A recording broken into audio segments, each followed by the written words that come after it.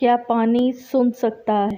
کیا یہ یاد رکھ سکتا ہے کہ اس پر کون سا اثر ڈالا گیا؟ یہ کوئی افسانہ نہیں بلکہ ایک سائنسی دعویٰ ہے، اور حیران کن بات یہ ہے کہ قرآن میں پانی کے بارے میں کچھ ایسے اشارے موجود ہیں جو سوچنے پر مجبور کر دیتے ہیں۔ دنیا کے چند سائنسدان کہتے ہیں کہ اگر آپ پانی کے قریب محبت یا غصے کے الفاظ بولیں تو اس کی ساخت بدل جاتی ہے۔ سوال یہ ہے کہ اگر پانی واقعی یاد رکھ سکتا ہے تو ہمارے جسم میں موجود 70% پانی کس چیز کو یاد رکھ رہا ہے؟ کیا یہ کو محفوظ رکھتا ہے یا ہمارے غصے اور نفرت کو؟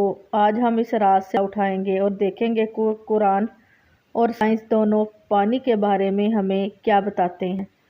قرآن میں اللہ تعالیٰ نے پانی کو صرف ایک مائع کے طور پر بیان نہیں کیا بلکہ زندگی کی بنیاد قرار دیا۔ سورۃ الانبیاء کی آیت نمبر 30 میں ارشاد ہے، اور ہم نے ہر زندہ چیز کو پانی سے پیدا کیا۔ یہ آیت صرف بائیولوجیکل حقیقت نہیں بتا رہی بلکہ ایک گہرا راز بھی چھپا ہے۔ پانی زندگی کا آغاز ہے، زندگی کا محافظ ہے اور شاید زندگی کا ریکارڈ بھی۔ اب سائنس کی طرف آئیے۔ جاپانی محقق ڈاکٹر مساورو ایموٹو نے ایک چونکا دینے والا تجربہ کیا۔ انہوں نے پانی کے مختلف نمونوں کو الگ الگ ماحول میں رکھا۔ کچھ پانی کے قریب محبت بھرے الفاظ بولے گئے، کچھ پر غصے اور نفرت کے جملے، کچھ کو خوبصورت دعا اور قرآن کی تلاوت سنائی گئی اور کچھ کو صرف برا بھلا کہا گیا۔ بعد میں جب ان پانی کے قطرات کو فریز کر کے مائکروسکوپ سے دیکھا گیا تو حیران کن بات سامنے آئی۔ محبت اور دعا سننے والے پانی کے کرسٹل نہایت خوبصورت اور ہم آہنگ اشکال میں تھے۔ نفرت یا غصے سننے والے پانی کے کرسٹل بے ترتیب اور بکھرے ہوئے تھے۔ یہ گویا یہ بتا رہا تھا کہ پانی صرف سنتا نہیں بلکہ یاد رکھتا ہے۔ اب ذرا غور کیجئے، ہمارا جسم تقریباً 70% پانی پر مشتمل ہے۔ اگر پانی واقعی جذبات، الفاظ اور نیت کا اثر لیتا ہے تو اس کا مطلب یہ ہے کہ ہمارا ہر لمحہ، ہر بات، ہر دعا، ہر غصہ، ہر محبت ہمارے اندر موجود پانی میں نقش ہو رہا ہے۔ یہاں ایک اور قرآنی زاویہ سامنے آتا ہے۔ سورۃ النور کی آیت نمبر 45 میں اللہ تعالیٰ فرماتے ہیں، اور اللہ نے پانی سے ہر جاندار کو پیدا کیا۔ یہاں لفظ پانی صرف حیاتیاتی تخلیق کا ذریعہ نہیں بلکہ ممکنہ طور پر ایک یادداشت رکھنے والا عنصر بھی ہو سکتا ہے۔ اگر پانی اللہ کے حکم سے سب کچھ محفوظ رکھ سکتا ہے تو کیا یہ ممکن نہیں کہ یہ قیامت کے دن گواہی دے؟ سائنسدان یہ بھی کہتے ہیں کہ زمزم کے پانی میں ایک خاص ساخیاتی طاقت ہے جو عام پانی سے زیادہ عرصہ اپنی شکل اور خالصتاً توانائی برقرار رکھتا ہے۔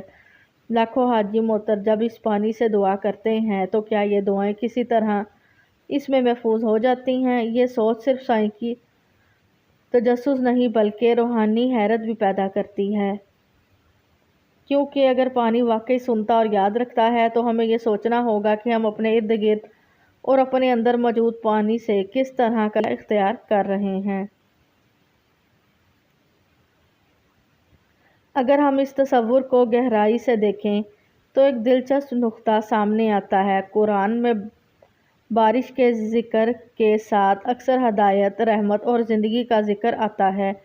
مثال کے طور پر سورۃ النحل آیت نمبر 65 میں فرمایا، اور اللہ نے آسمان سے پانی برسایا، پھر اس کے ذریعے زمین کو اس کے مردہ ہونے کے بعد زندہ کر دیا۔ یہ زندہ کرنا صرف مٹی میں بیج اگانے تک محدود نہیں بلکہ یہ پانی زمین میں نئی توانائی، نئی ترتیب اور نیا نظام لے کر آتا ہے۔ اگر پانی زمین کو دوبارہ زندہ کر سکتا ہے تو کیا یہ ممکن نہیں کہ یہ ہماری روح پر بھی اثر انداز ہو؟ سائنسدانوں کا کہنا ہے کہ ہوتی ہے۔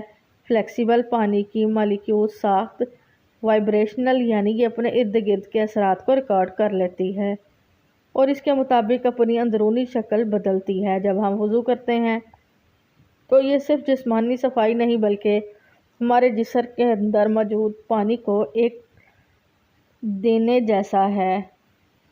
قرآن پازیٹیو ریسیٹ کی تلاوت یا دعا کے دوران ہمارے ارد گرد کو جذب کر وائبریشنل موجود پانی بھی اس لیتا ہے۔ یہاں ایک بڑا سوال پیدا ہوتا ہے، اگر پانی ہمارے الفاظ، جذبات اور نیت کو اپنے اندر محفوظ کر لیتا ہے تو ہم روزانہ اپنے ارد گرد کیا کر رہے ہیں۔ پروگرام پانی کو کس طرح محبت، دعا اور خیر خواہی سے یا نفرت اور غصے، شکوہ شکایت سے۔ کچھ محققین یہاں تک کہتے ہیں کہ زمین کے تمام سمندر، دریا، جھیلیں اور بارش کا پانی صدیوں سے انسانیت کے جذبات، دعائیں اور کہانیاں اپنے اندر محفوظ کیے ہوئے ہے۔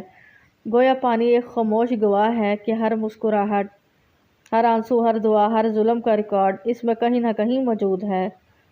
قرآن میں یہ اشارہ بھی ملتا ہے کہ قیامت کے دن زمین اور اس کے عناصر گواہی دیں گے۔ اس دن وہ اپنی خبریں بیان کریں گی۔ اگر زمین گواہی دے سکتی ہے تو اس کے سب سے اہم عنصر پانی کا کردار کتنا بڑا ہو سکتا ہے۔ یہی قدرت کا قانون ہے۔ پانی زندگی دیتا ہے اور شاید زندگی کی یادداشت بھی رکھتا ہے۔ تو سوچیے، اگر پودے بغیر زبان کے ایک دوسرے کی مدد کر سکتے ہیں، اگر پانی بغیر کان کے سن سکتا ہے اور بغیر قلم کے ریکارڈ رکھ سکتا ہے، تو ہم انسان جنہیں اللہ نے زبان، عقل اور اختیار دیا، ہم کیوں نہ ایک دوسرے کے خیر خواہ بنیں۔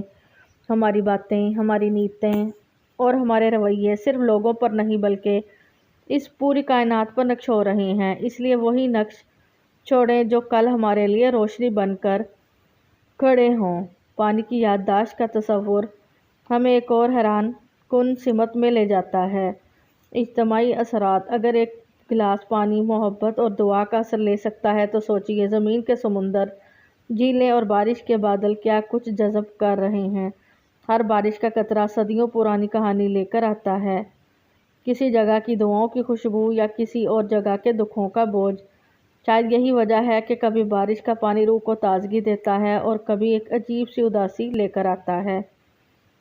قرآن میں پانی کو بار بار رحمت کہا گیا ہے، اور رحمت وہی چیز ہے جو پھیلتی ہے، منتقل ہوتی ہے اور دوسروں تک پہنچتی ہے۔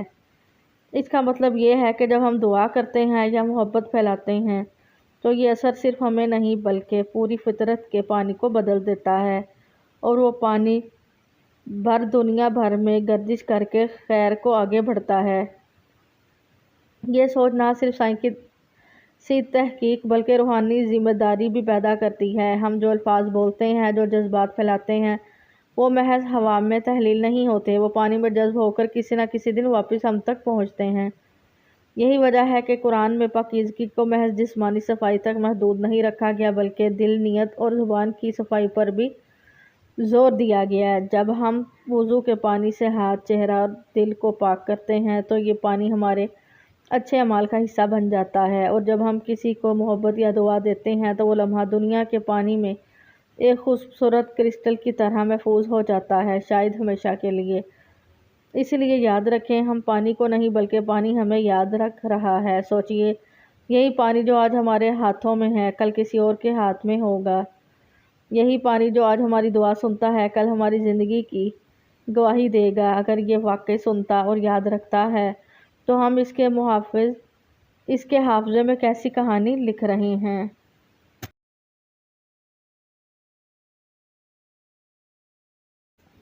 اے اللہ، جس طرح تو نے پانی کو زندگی کا ذریعہ بنایا، اسی طرح ہمارے دلوں کو اپنی یاد سے تازہ کر دے۔ ہمارے الفاظ میں محبت، ہمارے اعمال میں خیر اور ہماری نیتوں میں اخلاص پیدا فرما۔ اے رب، ہمارے جسم کے پانی کو ایسی دعاؤں سے بھر دے جو قیامت کے دن ہمارے حق میں گواہی دیں، اور ہمیں اس زمین اور اس کے پانی کے لیے رحمت کا ذریعہ بنا دے۔